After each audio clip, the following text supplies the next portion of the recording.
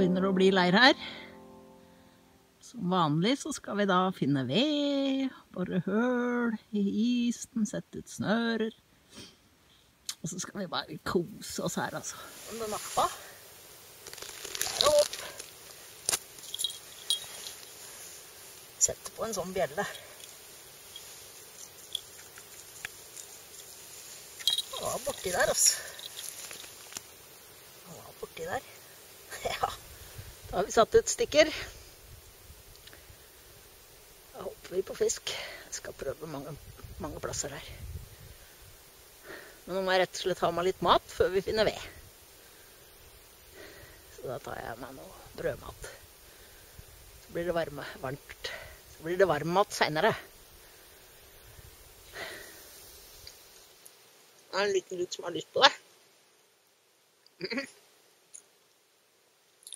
Jeg drasset med meg solo for solotur.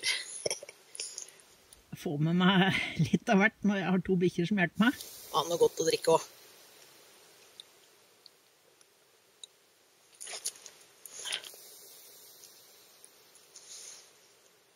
Jeg får siste biten. Jeg vet ikke siste biten.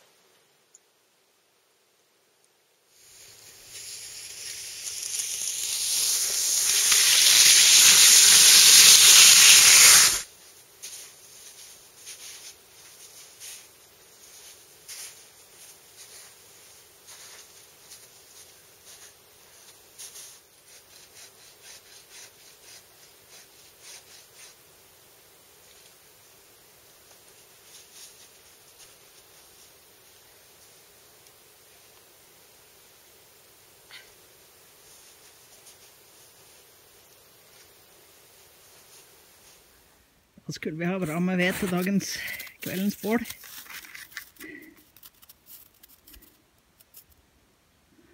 Litt der. Litt mer småved, kanskje. Her har vi noen fin småved. Så dette blir bra. Den kan være stor. Se der. Ei lita tryte. Ei bittelita tryte. En liten fisk er bedre enn ingen fisk. Jeg tipper det er flere av de nedi der. Her er et dyr i nærheten, altså. Helt klart.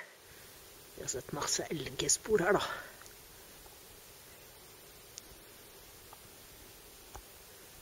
Han oppfører seg sånn. Da tør jeg ikke ha han løs. Nå henger tauet fast i meg. Helt klart han værer nå. Det hadde vært gøy om det kom en elg, da. Vi kjenner vel lukten av bikkjene. Nei! Nei! Nei! Bli her! Enja hører på meg. Men han tater den der. Og jeg har bann på nå, altså.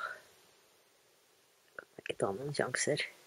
De hørte et eller annet som luska i skauen på andre siden her.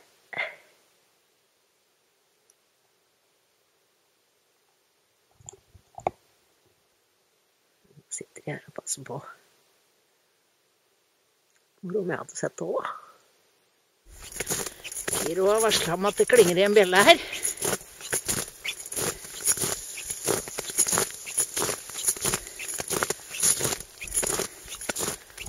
Hvilke var det da, tro? Er det den her? Nei. Her er det nok en liten fisk. Vi ser om det stemmer. Den må være veldig liten. Ja. En liten ørret. En bitteliten ørret. Jeg får bare småfisk, jeg. Da er det på tide å lage seg noe mat over bålet, tror jeg. De 2 småfiskene gikk til bikkjene. Jeg håper jeg får mer i morgen. Så da steker vi litt kjøtt. Det blir snabber det der, altså. Helt og godt. Den ene var litt svidd. vi se hvordan det går. Tenker det blir bra, jeg. Flambert fleskebiter.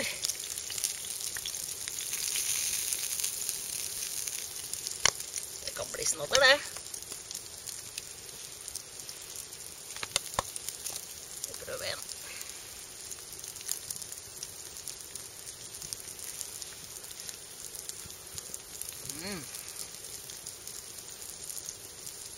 Det er mat for en villmarking. Det er deilig å være her.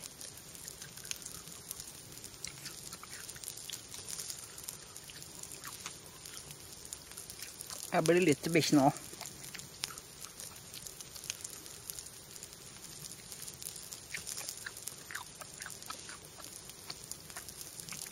Nå venter vi bare på stor fisk. Ikke sånn minifisk.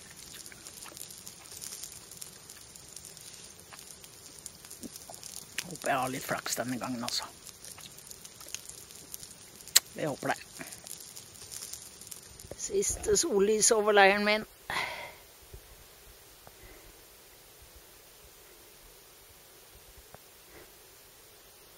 Det er lenge lyst nå, da. Det er det, altså. Det er lenge lyst. Det er deilig.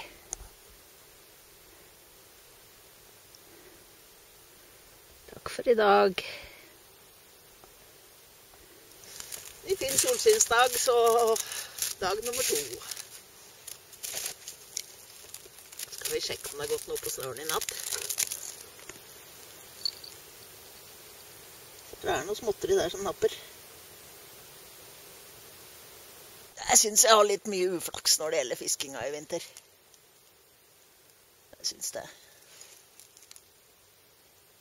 Jeg gjør noe sånn som jeg har gjort før da, og fått fisk.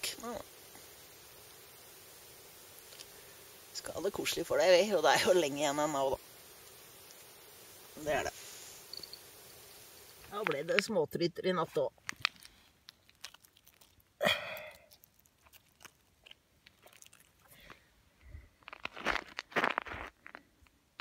Pene fisker da. Pene fisker. Men de er veldig små. Da sitter jeg rett og slett her på sparken min og våkner med en Red Bull. Og koffein må jeg ha. Jeg er ikke så glad i kaffe. Jeg skal lage meg litt frokost etterpå da.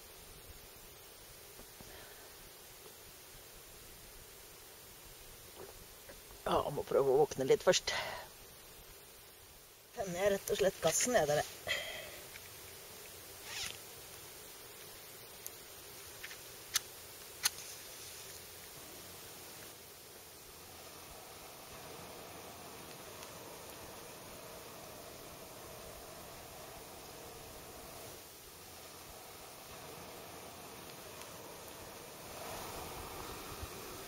Så smelter vi litt snø.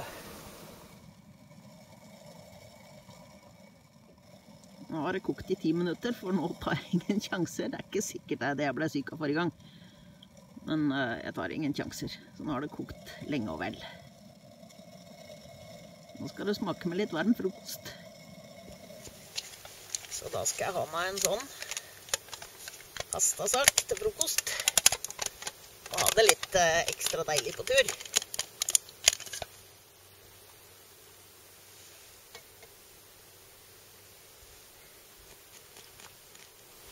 Så i mangel av fisk så blir det pasta. Jeg gadd ikke ta de små fiskene, altså. Vi fikk bikkjene, de er glad i fisk, de også. Ja. Skal den stå og godgjøre seg litt.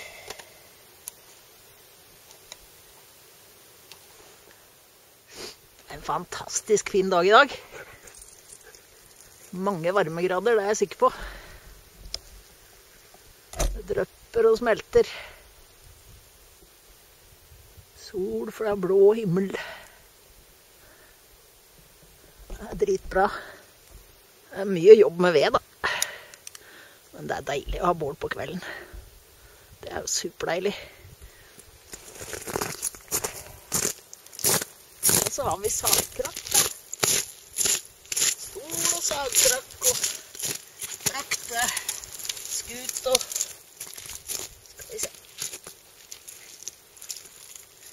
to litt lange å legge i bånd.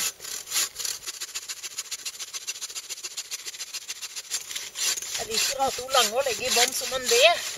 Da styrer jeg litt varmen mot der hvor jeg sitter.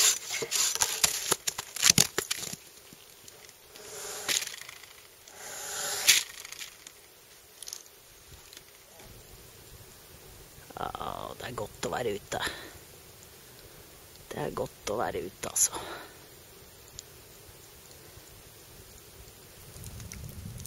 Det skal bli en fin kveld. Solen er nede der borte.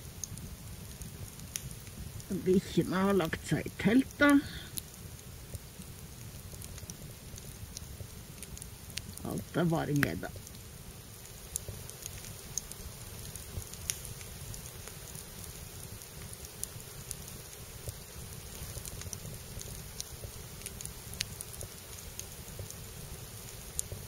Så prøver jeg nå å lage et ostesmørbrød. Det kan bli deilig, det. Der tror jeg skal bli snadder, altså. Osten smelter nå, så.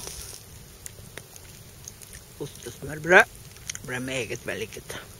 Det har ikke blitt så mye fisk. Eller det vil si det har blitt mange småfisk. Småtryter, tusenbrødre. Men for mange år siden så fikk jeg en tryte på 850, ja, ca. 850 gram her. Så da tenkte jeg at det var flere av de da, vet du. Men det spiller jo ingen rolle da. Sitte her i ville skauen. Sola har gått ned, jeg skal sove her. Bikkjene er fornøyde. Jeg kan ikke ha det bedre enn det. Det eneste som mangler er Kaja da. Jeg gleder meg til hun skal være med på tur igjen. Jeg savner Kaja på tur. Men hun er en tøffing. Hun kjemper seg tilbake, hun altså. Trener å stå på. Så imens så koser jeg meg her ved Tyribålet nok en kveld. I morgen så skal vi hjem til Kaja da. God morgen, tredje dagen her fra teltet. Morgenfrisk og glad. Så etter hvert skal vi pakke sakene og dra hjem til Kaja. Ok, folkens. Da sier vi takk for turen. Takk for at dere var med. Småfisktur. Fin vårtur. Så velkommen igjen. Og gjerne abonner og kommenter og alt det der. Det liker vi. Ha det!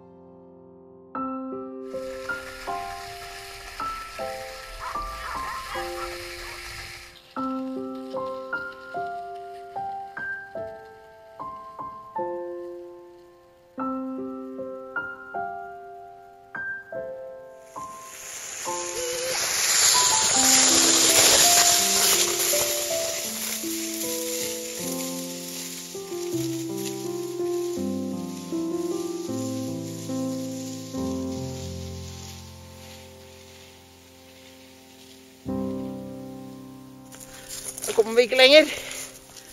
Her har våren tatt oss igjen. Disse har vært fine å ha på turen.